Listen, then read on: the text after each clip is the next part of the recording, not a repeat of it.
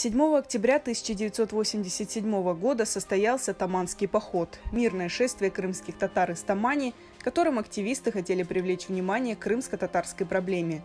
Этот день вошел в историю национального движения наряду со знаменитыми московскими событиями. Тогда, летом 1987 года, состоялись беспрецедентные митинги крымских татар в Москве, которые стали толчком для массового возвращения народа в Крым. Все пошло активно на убыль, и мы здесь понимали, что если сейчас утихнет, оно окончательно утихнет или надолго утихнет. 7 октября, и как раз прошло чуть больше года, как была встреча в Рейкьявике, Рейган-Горбачев, и День Конституции СССР. И мы хотели попробовать, а вот что они в этот день нам могут сделать такого, что, в общем-то, покажет, насколько этот день для них самих дорог или недорог. Власти пытались не допустить шествия, даже пойдя на некоторые уступки крымским татарам. В Краснодарском крае много не прописанных крымстар, как и в Крыму. Были люди, которые не были прописаны по 11 лет, по 9, по 8 лет, и было много таких.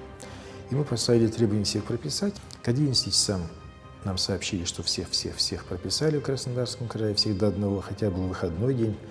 Утром 7 октября из Тамани выдвинулась группа, почти 300 человек. Среди них были несколько представителей других национальностей, а также крымские татары из других регионов. Там было двое мальчиков, самый младший, это по 12 лет. А самые старшие были Дильшат Ага Ильясов и Сетумер Ага Эмин, поэт, мы знаем, да, тот доктор. Должны были дойти до Симферополя.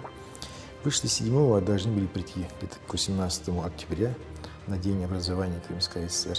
Участники планировали преодолеть около 250 километров, но им удалось пройти только 7. Дорогу преградили. Много автобусов разных, лазы, и карусы, там пазы, и все. Там уже и БТР, и вертолеты, там и военные, уже больше военных. Мы того не хотели, но получилась схватка.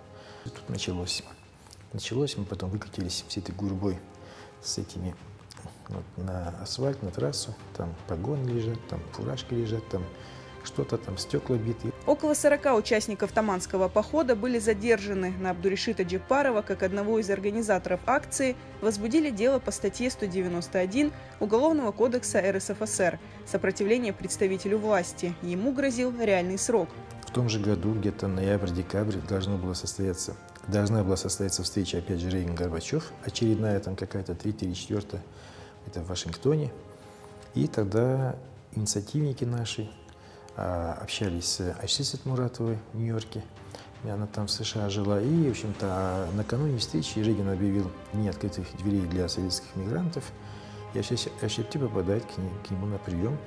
В общем-то, и с просьбой, по моему вопросу. Он обещает, что при встрече обязательно упомянет. И, в общем-то, будет просить о положительном решении моего вопроса. Несмотря на то, что крымским татарам удалось пройти лишь 7 километров, Таманский поход достиг своей цели. Резонанс акции был огромен. Уже к вечеру того же дня о походе говорили BBC, Радио Свобода и Голос Америки. А само шествие стало еще одним шагом к массовому возвращению крымских татар на родину.